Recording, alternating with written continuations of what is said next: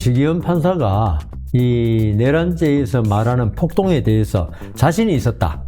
그러면 그렇게 짧게 안 하죠. 판사들이 판결을 할 때 자신이 없는 부분은 우리가 소위 뭐 속된 말 능구렁이에 담는 듯이 그럴 수밖에 없어요. 왜냐하면 자기가 나중에 책임을 져야 되잖아요. 물론 항소심, 상고심에서 바로 잡아진다 하더라도 일단의 책임은 져야죠. 진짜 법리의 일각에서 쓰기에는 너무 힘들었던 거예요. 차라리 이거는 내가 그냥 책임을 피하고 넘어가자. 지금 든 거 있잖아요. 뭐 선거관리위원회. 그걸 폭동의 한 요소로 본다는 자체는 정말 좀 무리하다. 저는 경강부회고 판사가 그래서는 안 된다고 생각합니다. 그래서 이 내란죄 판단에 관해서는 사실 우리 대법원 판결이 1980년 그 전두환 그 쿠데타에 대한 그 외에는 없어요. 그러니까 내란죄라는 게 사실 익히기가 힘들어요. 내란이 성공해버리면은 이거는 내란으로 판단할 수가 없거든요. 재판을 안 받기 때문에. 그래서 내란죄에 관해서는 이 법률가들 사이에 많은 논쟁이 오갈 수밖에 없고. 됐네요. 뭐 조문에 우리 형법상의 내란죄의 조문 딱 하나 있는데 그걸 해석하는 게 법원의 역할인데 거기가 해석이 무려 지금부터 45년 전이네요. 그때 판결 하나 있으니까. 그래서 이번에 지기현 판사도 이 내란죄에 관해서 판단을 하면서 내란죄보다는 제 느낌은 오히려 비상계엄 선포의 어떤 위헌성, 그게 바탕이 돼서 이게 내란죄 판단에까지 조금 영향을 미쳤다. 조금이 아니고 큰 영향을 미쳤다고 보입니다.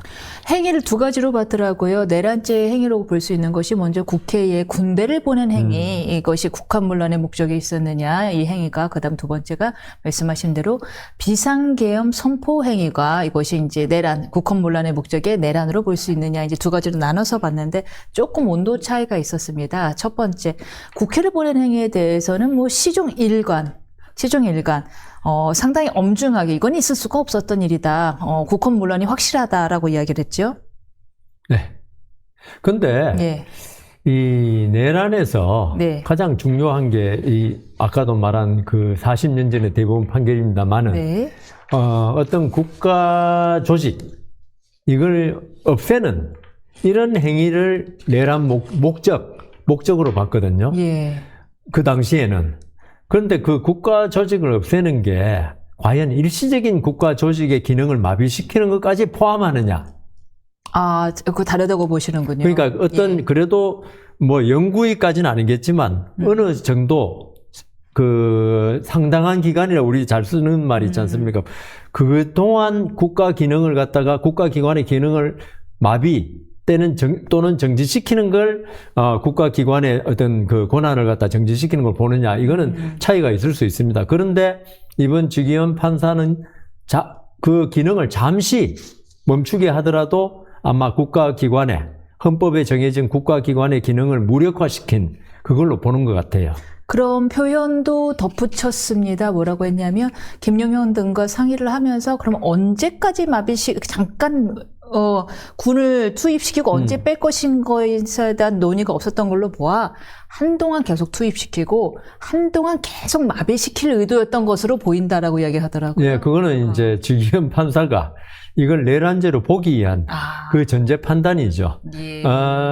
저는 뭐 윤석열 전 대통령의 내심은 지금 알 수 없지만은 뭐 그분의 제일 큰 생각은 국회가 더불어민주당이 압도적인 다수당이니까 이게 금방 그 비상계엄 해제 요구가 들어올 것이니까 그 해제 요구를 막기 위한 거 아닌가. 윤석열 전 대통령도 그래도 법학을 공부했고, 그다음 그 우리나라 헌법 체제 하에서 검사까지 한 사람인데 우리나라를 북한도 있는 북한의 인민회의라 그러나요?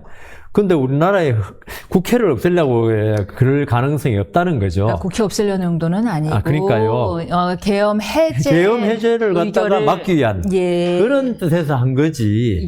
이걸 국회 제도 자체를 없애려고, 그다음 국회를 뭐 한두 달 계속 이렇게 정지시키려고 한 건 아닌 것 같아서, 그거는 만일 그 국회의 권한을 정지시키는 그 어떤 의도, 의도 안에는 기간도 포함하겠죠. 좀 전에 말씀하신. 그게 만일에 제 뜻대로 된다면 그걸 내란이라고 하기가 아주 힘들어지겠죠. 그러니까 뭐 재판도 받아보셨고 변호사로서 했겠지만 이런 거 할 때는 판사들은 결론에다가 이 논리를 맞추는 데 능숙합니다. 판사들이. 그렇군요. 예. 그런 줄 모르고 열심히 변론했네요. 그 많은 분들은 판사들이 논리를 갖다 쫙 세우고 마지막에 결론을 내는 걸로 아는데 뭐 저하고 다른 판사도 있겠지만 저는 많은 경우에 결론을 먼저 내놓고 논리를 맞추는 그런 경우도 많았다. 지금 뭐 거꾸로 이야기하면 뭐 많은 판사님들이 저를 갖다 믿게 봐가지고 나중에 또 재판정에서 저한테 불리한 판결 내릴까봐 약간 피해갔습니다. 그 국헌 문란의 목적도 조금 광의로 본 것 같다, 네. 넓게 본 것 같다라는 말씀이시네요. 그러니까 만약에 여 변호사님이 판사였다면 국헌 문란의 목적부터가 없었다고 볼 수도 있는 사유라고 보신다는 거예요. 그렇죠. 아니 국헌 문란의 목적이 있더라도 그 정도로는 내란죄에서 정하는 국헌 문란의 목적은 될 수가 없다는 거죠. 헌법기관이 정말 저는 기본적으로 입법부를 해체 이 정도가 그렇죠. 돼야 된다는 거죠. 해체하거나 예. 그 해체에 준할 정도의 장기간의 정지, 권한 정지 이거는 당연히 저는 내란 목적에 해당한다고 보는데 네. 이게 물론 지기현 판사 말대로 상당한 기간이라면 어떨지 판단할지 몰라도 그게 단기간이었다는데 제가 주장한 대로 예. 그 요구권, 비상계엄 해제 요구권을 행사 못하게 할 그런 의도였다면 그게 그 헌법 문란 목적은 아니죠. 그렇군요. 네. 이 부분도 마찬가지로 국헌 문란의 목적이 있었다고 봤는데요. 체포조 투입. 그 부분은요, 어떻게 보세요? 체포조 투입도 국헌 문란의 목적이 있었다라고. 그거는 뭐 80년 대법원 판결에 명백히 나타나죠. 예. 그 국가기관을 구성하는 자연인에 대한 살해, 이거는 그 국헌 문란이 아니다고 봤습니다. 아니라고요? 예, 대법원 판례가 제가 지금 오늘 나오라 하길래 찾아봤는데 그 어떤 국가기관을 구성하는 자연인에 대한 어떤 위해 이런 거는 국헌 문란이 아니라고 판단했습니다. 그러니까 나중에 또 말씀드리겠지만 앞으로 우리 대법원까지 이건 분명히 갈 사건이고 예. 대법원에서 80년 판결과 어떻게 다른 결론을 내릴지 모르지만 만일에 80년 판결을 그대로 존중한다면 이거는 국헌 문란이 될 수가 없죠. 체포조 투입했던 걸로. 그거는 국회 구성원인 국회의원을 체포하는 거지 국회를 없애는 건 아니거든요. 그렇군요. 네. 물론 이제 개별 어떤 다른 형법상의 죄를 구성할지 그렇죠. 모르겠으나 네, 그거는 뭐 예. 내란죄까지는 될 수 없을 거다라는 말씀이신 거고, 요 부분의 논리가 그리고 조금 약간 절 잘 이해가 안 갔는데 비상계엄 그 자체도 내란이라는 게 특검 측의 주장이었단 말이에요. 네, 비상계엄 선포 행위 자체도. 그런데 여기에 대해서 지기현 판사는 비상계엄 그 자체는 정치적 행위라고 내가 판단할 문제는 아니다. 다만 그 목적이 국헌 문란의 의도가 있다라면은 그것은 내란 행위는 맞다라고 했는데 그게 잘 이해가 안 가서. 그런데 저는 예. 비상계엄 선포를 내란을 하기 위한 어떤 수단으로 했다. 예, 맞습니다. 그렇게 이야기하는 거, 이거는 진짜 좀 경광부회고, 제가 생각에는 어불성설입니다. 윤석열 대통령이, 네. 전 대통령이 그렇게까지 생각하면서 내가 오늘 내란을 범해야겠는데, 국회를 없애야겠는데, 그 필요에 의해서 이 비상계엄을 선포했다. 그거는 뭐, 아까도 말씀드렸지만, 내심의 의사는 알 수 없지만은, 그건 진짜 좀 심하게, 갖다 붙인 게 아니냐. 그러니까 지기현 판사도 예. 그렇게 못한 것 같아요. 그렇군요. 하긴 맞아요. 윤 대통령 측에서도 내란죄 처음 얘기가 나왔을 때 어이없다는 반응이었어요. 무슨 내란죄였습니다. 그래서 윤 변호사 측에서 윤 대통령의 변호인 측에서 주장했던 사유들을 하나씩 다 그다음에 주장을 기각을 했는데요. 그 첫 번째 윤 변호인 측 주장이 뭐였냐면 현직 대통령이 어떻게 내란범이 될 수 있습니까? 이거였거든요. 아니, 요거는 제가 어떤 법리를 떠나서 있죠. 너무 상식에는 안 맞는 거예요. 내란이라 그러면은 결국 그 헌법을 문란하게 하거나 국토의 일부를 참절이라고 좀 어려운 단어 쓰더라고, 우리 법에서. 지금도 못 알아듣겠어요. 참절이라는 거는 뺏는다는 예, 거죠. 예. 이게 본래는 국가의 한 그 주권이 있고 그 주권이 전부 미치게 해야 되는데 그 주권을 배제시키는 거죠. 마치 미국에서 어떤 주가 트럼프에 반대해가지고 그러니까 우리 미국의 그 캘리포니아 주가 그럴 수도 있어요, 미국은. 예. 거기는 연방군이 못 들어오고 우리 주 방위군으로 모든 걸 담당하겠다. 이런 거는 이제 미국에 빗대면 그냥 주고 우리는 좀 그 중앙 집권제라서 좀 예. 다르지만은 그러니까 이 국가의 그 공권력의 행사를 완전히 맡겼다. 이런 게 이제 국토 참전이고, 그 다음 그게 국헌문란 되겠지만은, 이게 윤석열 전 대통령이 자기가 최고 권력자 아닙니까? 예. 권력자가 뭐가 아쉬워가지고, 어떤 그 국토의 일부를 갖다가 빼앗는다든가, 아니면 헌법을 갖다가 국가기관을 마비시키겠다. 이게 상식적으로는 도저히 납득이 안 가잖아요. 우리도 이 비상계엄 내란 처음 났을 때 많은 그냥 일반인들 법을 전공하지 않은 분들은 이게 왜 내란이냐 이런 소리도 많이 했습니다. 내란은 어떻게 동학난이라든가 조선시대라든가 우리 왕조시대 때 무슨 난이 많이 일어났잖아요. 중국 같으면 황건적인 난이라든가. 주로 밑에서부터 그러니까 권력이 없는 사람이 권력을 빼앗기 위해서 하는 게 내란이고 반란이고 이런 거지. 이거 권력자가 한다는 게 말이 안 되지 않느냐. 예. 그랬는데 아마 이거는 그러니까 그 국회 기능 마비를 이 내란죄로 보기 위해서 어떤 많은 논리를 대다 보니까 찰스 1세가 등장을 했습니다. 그래서요. 예, 영국의 찰스 1세도 현직 왕인데도 의회에 국회를 보낸 걸 이유로 결국 내란죄로 처단됐다. 위로부터의 내란도 가능하다는 논리를 갖고 그러니까 그게 아까 제가 말씀드린 대로 그거는 이제 그쪽 견해고 이제 우리가 80년 저는 진짜 어느 누가 저보고 옛날 판사라고 그러던데 하도 오래돼가지고 낡은 판사란 뜻은 그러게 재래식 요즘 쓰는 표현이 있습니다. 재래식. 그러니까 저 재래식 변호사입니다. 저게 내란에 관해서 관념이 형성된 게 80년대에 저 법대를 77년에 들어갔으니까 그리고 사법시험 공부한 게 80대 초반이고 이러니까 그때의 관념이 형성돼 있으니까 그 이후에 내란이라는 게 재판한 적이 없어요. 대법원 판결도 없고. 예. 그러니까 지금 이번에 윤석열 대통령을 작년에 아마 이때 제가 우리 임윤선 앵커하고 할 때도 난 비상계엄 선포는 위헌이 명백하다. 그렇지만 내란은 아니다 그랬는데 12월 4일 그 생각이 머리에 계속 박혀 있으니까 이번에 많은 분들이 내란 그러니까 국가 전체적으로 이게 내란이라는 거는 당연하고 처벌을 얼마 하느냐로 사회 분위기가 몰아가더라고요. 지금 프랑스에 1800년대 말에 드레피스 대위 사건이 있었거든요. 그 사람이 나치인가에 스파이라는 게 당연하게 돼 있고 그걸 처벌해야 한다는 게 당연하게 있어가지고 빅토르 유고르가 구명운동을 했는데도 아주 비난을 많이 받았는데 나중에 결국 무죄로 났죠. 그런 식으로 그때는 드레피스가 유대인이고 하니까 당연히 스파이다라는 건 그건 당연한 전제 사실이고 처벌을 어떻게 하냐 그 문제만 됐듯이 이번에 이 윤석열 대통령에 대한 내란도 전 대통령 내란도 국가 전체적으로 중도부터 중도 진보, 그 다음 중도 합립, 약간의 보수까지도 윤석열 대통령의 내란에 대해서는 의문을 표시 안 하더라고요. 그런데 우리 같이 천둥벌거숭이, 정치란 모르고 법리만 생각하는 사람들은 이게 왜 내란이냐, 이럴 정도였어요. 예.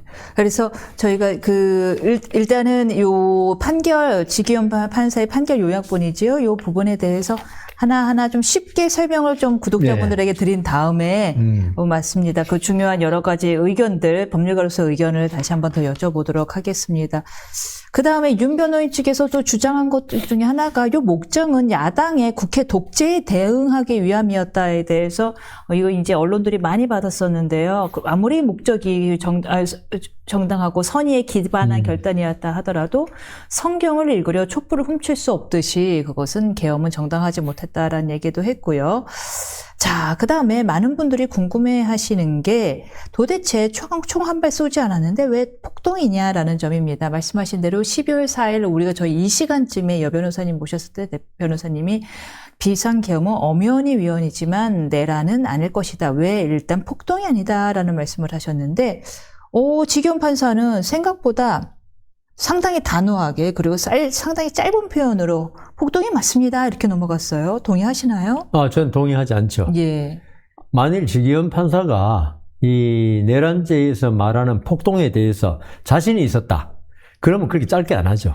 그 다른 거는 찰스 1세도 등장하고 대만도 등장하고 일본도 등장하는데 폭동은 갑자기 되게 진짜 저 집중해서 듣고 있었거든요. 폭동 벌써 끝났어? 이런 느낌이었어요. 그러니까 네. 저는 이 사건은 내란죄라면 예. 비상계엄이 죄라면 그 판단하는 데는 뭐 관계없지만은 예. 이번 판결은 내란죄가 되느냐 안 되느냐 예. 그리고 된다면 형을 얼마로 정하느냐 저는 형 정하는 거는 큰 문제가 없다고 봐요. 지기현 판사 나중에 말씀하시겠지만은 내란죄를 인정하면서 뭐 무기징역 그거는 뭐 좋다 이거죠. 근데 이번 내란의 죄에 있어서 이거는 판사의 판결입니다. 물론 1심 판결이지만 그렇다고 해도 국민들이 받아들인 건 엄중하게 받아들입니다. 그렇죠. 그래도 부장판사고 그 사람이 내린 판결이 내란죄를 갖다가 성립된다고 해서 유죄로 인정할 때는 아주 그 좀 신중하고 그다음 정치한 법률 논리 그리고 아주 심사숙고 끝에 내려야 되는데 정치한 법률. 예. 이 폭동에 대해서 제가 그 지금 우리 이맹커님 말씀 들으면은 딴 거는 자세하게 설명을 하면서 폭동에 대해서는 자신이 없었던 거예요. 자신이 판사들이 판결을 할 때 자신이 없는 부분은 우리가 소위 뭐 속된 말 능구렁이에 담는 듯이 그럴 수밖에 없어요. 왜냐하면 자기가 나중에 책임을 져야 되잖아요. 물론 항소심, 상고심에서 바로 잡아진다 하더라도 일단의 책임은 져야죠. 일단 잠깐 그 워딩을 제가 다 읽어보겠습니다. 폭동이었다. 포고령, 국회 봉쇄, 체포조 편성 및 운용, 중앙선관위 점거 및 서버 반출 등은 그 자체로 폭동행위. 그래서 서울과 수도권 등의 평온을 해할 정도의 위력이 있었다고 보면 상당하다. 이게 전부였습니다. 나 그때 서울에 사는데 전혀 불안감을 안 느꼈는데요. 예, 그러시군요. 그런데 네. 지금 지기현 판사가 뭐 본인으로서는 어쩔 수 없는 엄청난 압박감에 이 판결을 하면서 아까 말씀드린 대로 드레피스 데이 같이 사회 분위기가 전부 다 내란이라는데 혼자 거기 거부한다는 건 진짜 힘들 겁니다. 한 번 그리고 겪어봤잖아요. 봤죠. 석방하는 바람에 본인이 가장 그때 심리적이었던 압박감 그리고 위협도 많이 들어왔을 거예요 아마 안 받지만 그래서 하는데 이 폭동에 대해서 진짜 법리의 일각에서 쓰기에는 너무 힘들었던 거예요. 차라리 이거는 내가 그냥 책임을 피하고 넘어가자. 그냥 판사가 내란이라 지금 든 거 있잖아요. 뭐 선거관리위원회 그걸 폭동의 한 요소라 본다는 자체는 정말 좀 무리하다. 저는 경강부회고 판사가 그래서는 안 된다고 생각합니다. 정치하지 못하고 판사가 그래서는 안 된다라고. 아니 그러면은 80년대 대법원 판결이 잘못됐다고 해야죠. 거기서 폭동의 개념에 대해서 한 지역의 평온을 해쳐가지고 정상적인 경찰의 치안력으로는 유지할 수 없을 때 그걸 폭동이라 그러거든요. 광주 민주화운동이, 그거는 민주화운동이니까 괜찮지만, 그게 거꾸로 됐다 생각할 때, 광주 자체가 완전히 그때 마비됐잖아요. 그 경찰력으로는 도저히 그렇죠. 그게 이제, 저는 민주화운동을 인정하는데, 그걸 폭동이라 그런다면 그 정도 사태, 그 정도의 소요가 도저히 막을 수 없는 광주 지방 전체가 그러니까 큰일 났습니다. 못 막겠습니다. 뭐 이 정도 소리가 나와야 되는 경찰이 거죠. 도저히 우리 지금 경찰력 안 됩니다. 그거는 민주화 운동이지만 만일에 그게 민주화 운동이 아니고 진짜 동학 운동 뭐 황건적의 난 같으면 그 정도 평가를 받아야죠. 그래서 그리고 폭동은 있죠. 우선 제가 볼 때는 질서가 없어야 됩니다. 질서가 없어야 된다. 그리고 질서가 있더라도 조폭의 질서가 있어서는 안 되죠. 근데 이번 그 폭동이라는 거는 군인들이 동원되고 한 거는 군인들이 물론 잘못된 명령에 의해서 움직였지만 그건 상명하복에 의해서 엄격한 규율 하에서 움직이기 때문에 아무나 보고 총을 쏘고 하는 게 아니거든요. 뭐 국회의원 체포하라고 들어갔다 하지만 그러니까 이 군인들의 행동을 이걸 우리가 폭동이라 그런다? 응? 그거는 폭동이라고 이름 붙이니까 폭동이지. 우리가 상식적으로 법 감정에서 볼 때 군인들이 대통령의 명령 그리고 그 밑에 있는 뭐 사령관의 명령에 따라서 일사불란하게 움직일 때 그리고 퇴각하라니까 즉시 또 퇴각했잖아요. 그걸 폭동이라고 하는 거. 그러게 생각해보니까 진짜 누가 소요를 일으켰다는 거죠? 그러니까요. 그걸 소요라고 할 수는 없거든요. 그건 어떤 위계 질서, 명령 예. 질서 하에서 이렇게 체계적으로 이루어진 걸 폭동이라고 하면 우선 질서가 없어야 됩니다. 그렇죠. 누가 통제해도 통제가 안 돼가지고 통제하는 사람들이 막 도망가고 통제하는 사람은 오히려 도망가고 도망 다니고 지원 요청하고 그러니까요. 그래야 되는 건데 이거는 물론 행위 자체가 내가 지금 잘했다고 칭찬하는 건 절대로 절대 아닌데 아닙니다. 잘못했단 말씀 그러니까 이거 잘못했는데 예. 그걸 폭동이라는 이름을 붙일 수 있는 어떤 무질서하고 막 무기가 막 사용되고 이런 거냐. 너무 그날은 물론 군인들 힘이 오히려 약해가지고 쫓겨났지만 보좌관들한테 그걸 폭동이라는 거는 저는 법을 하는 사람으로서 법 이전에 상식적으로 한번 생각해 봐야 된다. 최광의로 해석돼야 된다라는 표현을 여러 번 하던데요, 취기현 판사. 형법은 그러면 안 되죠. 잘 아시지 않습니까? 형법은요. 예. 물론 형법 해석 중에는 여러 가지 물리 해석이니 무슨 있지만은 민법은 최광의로 해석해도 사람을 갖다가 그냥 재산을 잃을 뿐이지 없는데 형법은 우리가 그래서 가능하면 저는 윤석열 전 대통령 인권을 보호해주고 싶은 마음이 그렇게는 많이는 없지만 저희끼리 시작하기 전에 말씀하셨습니다. 얼굴 보면 짜증이 난다. 없지만 예. 그렇다 하더라도 살인범이라도 예. 어떤 그 법의 보호를 받을 그러니까 그 법에서 살인범을 엄격하게 처벌하는 건 좋은데 그걸 법을 벗어나서 법을 갖다가 판사가 자기 나름대로 넓게 해석해가지고 처벌한다? 이거는 윤석열 전 대통령이 아무리 밉다 하더라도 그렇게 해서는 안 된다. 그러면 항소심이나 이제 상고심으로 가게 되면 이 부분이 가장 치열하게. 네, 폭동인 제 생각에는 예. 과연 폭동 개념부터 그리고 항소심은 제 생각에는 좀 하기 힘들 거예요. 대법원에 가야 되고 그 대법원도 지금 이재명 대통령 시대를 지난 대법원이어야 되는데 지금 대법원에서 지금 조희대 대법원장 곧 바뀌고 예. 그다음 아무래도 진보 쪽이라고 불리는 분들이 대법관이 되면 판례를 바꿀 수 있겠죠. 판례를 어떤 방향으로 바꾸나? 그러니까 폭동을 지금 지기현 판사가 하는 식으로 최광의로. 네. 그렇지 않으면 왜냐하면 헌법소원, 재판소원 갈 수 있으니까. 헌법재판은 가나 마나인데요, 뭘. 예. 요 수사권 문제도 초반에 이제 사실은 이 판결문을 읽으면서 처음에는 수사권 문제부터 읽었습니다. 그래서 수사권이 있느냐 없느냐 문제도 왜냐하면 윤 전 대통령 측에서는 없다는 이야기를 썼으니까요. 근데 있다란 취지를 이야기하면서 이제 쟁점이 두 가지였어요. 일단 현직 대통령은 소추가 될 수 없다. 내란 외환죄가 아니면 이 소추에는 수사권도 포함이 되는데 따라서 그 윤 대통령에 대한 수사는 위법한 수사이다에 대해서 수사가 포함이 된다라고 이야기를 했죠. 이 부분에 대해서는 어떤 해석을 갖고 계신가요?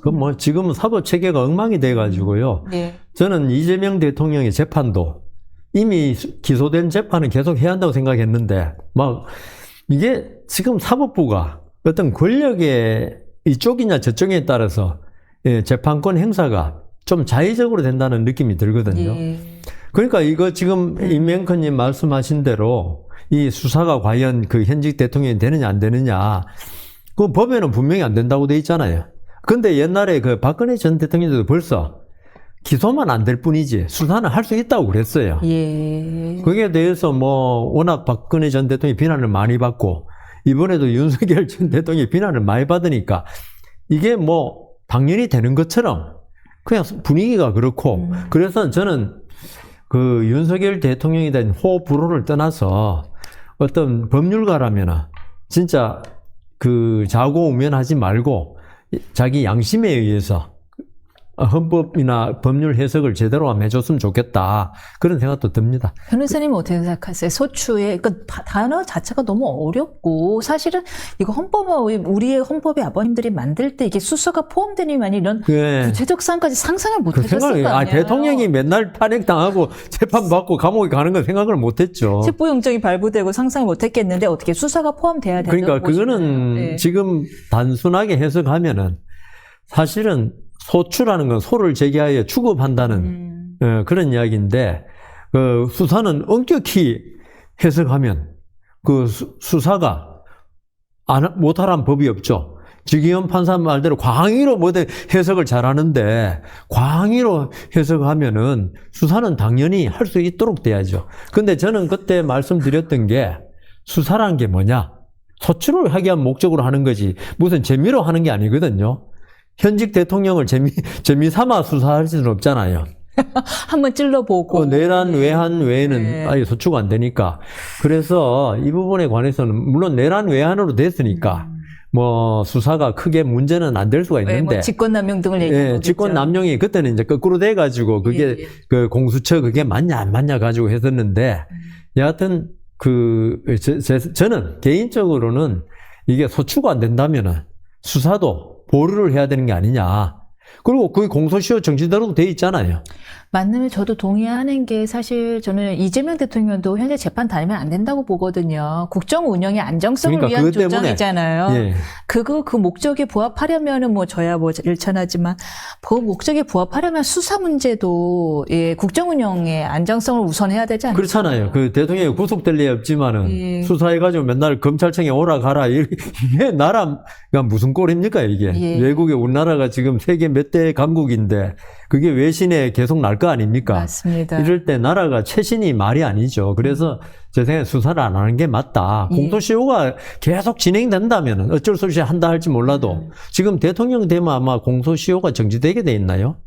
확신은 모르겠습니다만은 그런 게 없어요? 없는 상태에서 이번에 이진건 부장판사가 그냥 먼저 손을 들고서는 정지하겠다라고 해버렸잖아요. 재판 정지, 무한 정지. 이진건 판사는 워낙 뭐 훌륭한 판사이기 때문에 뭐 그럴 수 있겠네.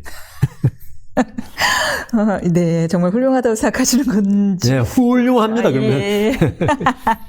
물론 오해하시지 않게 바랍니다. 여 변호사님 말씀하셨습니다. 결국 이거는 내란 외환죄에 대한 수사와 사실관계를 같이 하기 때문에 결국 수사가 이루어질 수밖에 없지만이라는 전제를 주셨습니다. 그렇지만 통상의 경우에는 아니다. 예, 통상의 경우에 대한 이야기였습니다. 뭐 이정관 판사가 또 그런 이야기했다면 그분이 또 견해니까 예. 결국은 대법원에서 정리돼야 되죠. 예.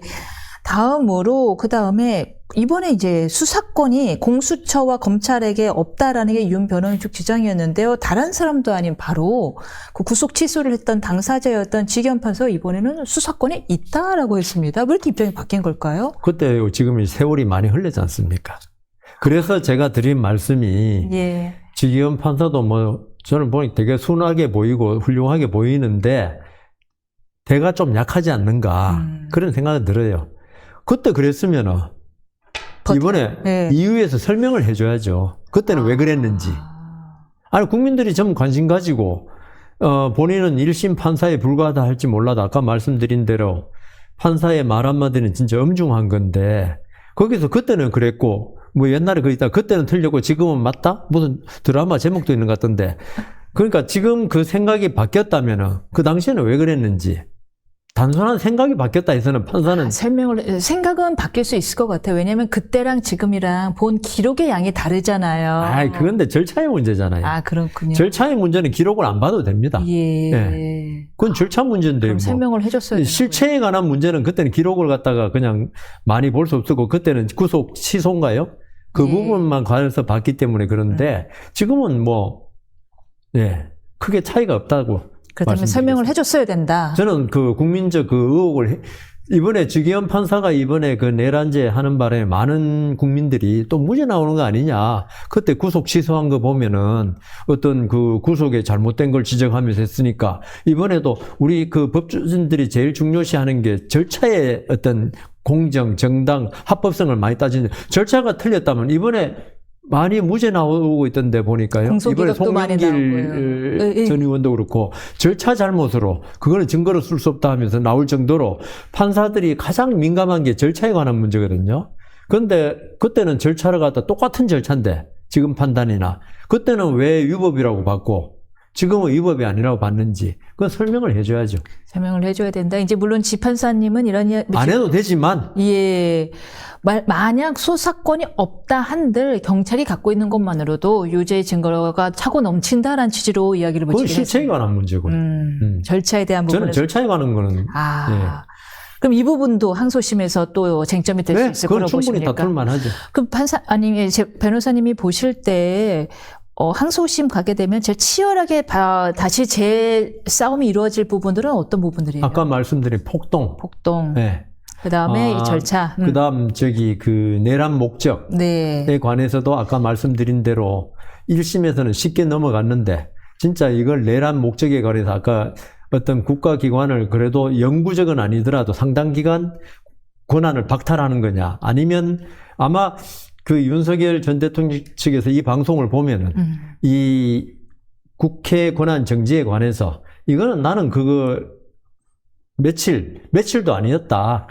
해제 의결만 그걸 방해할 막을 생각이었다. 그 권한, 국회 권한, 입법 권한도 있고 많이 있지만 그 중에서 이 계엄 해제 표결 요구 그것만 정지시킬 생각이었다. 이렇게 된다면 어떻게 될지. 차라리 그러면 그거를 인정을 하지 그것도 안 했으니까 안 그렇죠. 했죠. 그냥. 그러니까 이번에 그러면 그럼 군인을 왜 보냈어에 대한 답변을 못 하니까. 네. 그래서 이번에 이제 이미 무기징역 났으니까 예. 이제는 뭐 자기 하고 싶은 대로 그런 주장을 할 수 있는 거겠죠. 뭐 항소 여부에 대해서도 윤 변호사죠. 뭐 할지 말지도 모르겠다. 너무 절망스럽다라는 입장이에요. 오늘은 그럴 겁니다. 예. 자기는 또 윤석열 전 대통령이 예전에 탄핵 문제 때도 제가 그 측근을 통해 들은 이야기하면 탄핵이 기각될 거라고 그렇게 믿었다는 거예요. 아마 이번에 주기현 판사가 아까 말씀하신 대로 구속도 취소해주고 이런 판사니까 무죄 날 거라는 예언을 한 사람도 꽤 좀 있더라고요. 뭐 극우 유튜버들은 다 무죄를 그 확신하고 사람들 있더라고요. 극우 유튜버 말은 듣지 말고요. 예. 그 사람 종교니까 그는 우리 법조인들 기준으로 해야죠. 종교인지 사업인지 모르겠지만. 예. 그래서 저조차도 예. 내란에 대해서 저는 문제를 가지고 있으면서도 예. 저는 무죄는 힘들다고 봤습니다. 안 된다. 다만 형량이 그 사형 그런데 저는 사형은 절대로 안 된다. 그건 레토릭이지. 사형 구형하고 예. 사형은 될 수가 없다. 왜요? 이유가 뭐죠? 아까 말씀드렸잖아요. 주기현 판사의 판단 자체가 예. 자신 없는 부분이 너무 많아요. 그래서. 예, 이게 정말 내란에 자신 있고 폭동에 자신이 있었으면 예. 사형도 선고할 수도 있겠죠. 이진관 부장판사라면 그랬었어요. 예. 그렇죠. 15년을 23년 선고하는 사람이니까. 예. 예. 그럴 수 있는데, 그러면은 지금 무기징역을 선고하면서 그 이후로 실질적인 뭐 피해가 없었고, 뭐 계획에 허술했고, 뭐 그다음 고령이고 등을 양형사유. 고령? 65세 이상의 상대적. 저보다 어린데요, 뭐. 예, 감경 사유를 갖고 계십니다. 국선 변호인도 선유 가능하시죠? 감경사유입니다. 예, 예. 국선 변호인도 자동으로 되잖아요. 그렇죠? 예. 뭐 그런 이유로 무기징역이 선고됐는데요. 이것이 그 양형 사유보다 실질적인 진짜 양형 사유는 자신이 없어서이다라고 보시죠. 저는 내심은 그렇다고 봅니다. 뭐 딴 사유, 뭐 실질적인 피해 없고 실질적인 피해 많습니다. 저도 심적으로 충격 많이 받았으니까요. 계엄 선포할 때. 근데 그런 거는 이제 판사들이 쓰는 말이고 그 판사들이 양형할 때 있죠. 이 양형 사유라고 왜 판결문을 적잖아요. 그거는 형식적 이제 결론을 맞춰놓고 거기에 맞추기 위해서 사형은 선고 안 하니까 무기징역을 하는데 그걸 갖다가 하는 거지. 실질은 제가 볼 때는 판사들이 그렇잖아요. 예전에 우리 농담으로 집행유예 시골에서 집행유예 나면요. 농담으로 뭐라 그랬는지 아십니까? 촌놈 무죄라 그랬어. 그렇습니까? 예. 판사가 이거 참 유죄하긴 해야 되는데 예. 확신이 없을 때 약간의 무죄 그러면 그 확신이 없는데 유죄해가지고 구속하면 좀 너무 그 피고인이 억울하잖아요. 그래서 그건 무죄라고 촌 사람들은 그건 무죄라고 그랬어요. 석방되니까 일단. 그래서 이거는 뭐 그런 건 아니지만은 예. 주기현 판사가 아마 자신감이 없음에 확실한 자신은 없다. 그걸 이렇게 해석하셨군요. 네. 놀랐습니다. 그렇게 할 수도 있다는 거죠. 예, 이제 또 사고 없는 태도, 산정할 수 없는 사회적 피해, 뭐 이제 이런 이야기를 했는데 그거는 이제 갖다 붙인 거다라는 말씀이시죠. 무기징역 하려면 안 그러면 징역 15년 해야 되니까. 그다음에 새로운 기준을 제시했습니다. 공범에 대해서요. 내란의 공범에 대해서 국헌 문란의 목적에 대한 인식을 공유한다라고 하면서 김용군 전 사단이나 윤승현 전 조정관에 대해서는 무죄를 선고했네요. 제가 이제 오기 전에 이제 뉴스를 찾아봤습니다. 종이신문은 아니고 이제 인터넷으로 볼 수밖에 없으니까 이게 말은 이렇게 했는데 결국은 그 윤석열 전 대통령의 내란이나 이런 데 가담한 증거가 없다는 거더라고요. 인식의 공유라는 게 뭐 공범이라고 공동 가공 의사 아닙니까? 그거 없다면 되는데 또 특별한 인식의 공유라고 있더라고요. 요새 그 대통령들 판결할 때마다 경제 공동체니 무슨 특별한 용어를 많이 쓰더라고요. 그 인식의 공유라는 게 결국 우리 쉽게 말하면은 공모 안 했다. 맞습니다. 그건데 이걸 예. 갖다가 인식의 공유로 써가지고 아주 좀 현학적으로 좀 보이던데. 그러니까 쉽게 말하면 돼요. 그냥 증거 없더라. 내란에 가담한 증거 없더라. 그 말이더라고요. 아마 이제 워낙에 여당 측에서 거기에 관여된 모든 사람은 다 너 내란, 너 내란, 네. 가끔은 저한테도 너 내란 이러니까 죄다 내란. 내일 또 특검에서 저 조사하는 거 아닌가 모르겠네. 너 내란 이렇게 조금이라도 동의 못하면 너 내란 이렇게 네. 나오니까 내란 국민의힘 보고 내란당이라 그러잖아요. 예, 그렇게. 국회의원 전부가 내란이라는데 뭐. 근데 기준을 제시했습니다. 국헌문란의 목적에 대한 인식을 미필적으로라도 공유해야 됩니다. 예. 뭐 과실 내란죄도 있나요? 김용현 전 장관에게는 징역 30년이 선고됐는데 어떻게 보십니까? 적절하다 보시나요? 30년. 그러니까 윤석열 전 대통령이 무기징역이면은 예. 이게 내란죄가 맞다면은 예. 30년 되겠죠. 아무리 변호사님 같아도 30년 했을 것 같아요. 그게 맞다면은 형 그걸로 볼 때는 30년 정도 해야지 그게 균형이 맞다는 거잖아. 우리가 그 공범이 여러 명 있을 때는 우리가 어떻게 하냐면 이제 제일 우두머리, 제일 세게 할 사람 정해놓고 촥촥 밑으로 내면 한 단계씩 좀 줄이거든요. 그러니까 이번에는 김용현 전 국방장관이 가장 중요한 인물이었잖아요. 그러면은 한덕수 전 총리보다는 높아야 되거든요. 23년보다는 높아야 높아야죠. 예. 그리고 실제 국방장관이었기 때문에 군을 지금 지기현 판사가 지금 내란으로 많이 보는 게 군대 투입 아닙니까? 예. 근데 그 군대 투입하는 가장, 윤석열 대통령을 제외한 가장 큰 책임자는 김용현 장관이란 말이에요. 그러면 30년 하는 게 맞죠. 그 점 때문에, 예. 30년이 약하다라고 보는 사람도 있더라고요. 근데 이번엔 저는 무기징역이 30년이 별로 의미는 없다. 유죄가 중요한 거지. 그리고 어차피 나중에 이재명 대통령이 임기 말에 가서 이제 인기가 계속 유지될지 떨어질지 모르지만은, 떨어지면 화합 차원에서 아마 사면할 거기 때문에, 다만 이제 이런 일이 다시는 있어서는 안 된다는 그런 취지에서 무기징역 30년 나온 거지. 그러니까 유죄가 중요하더라.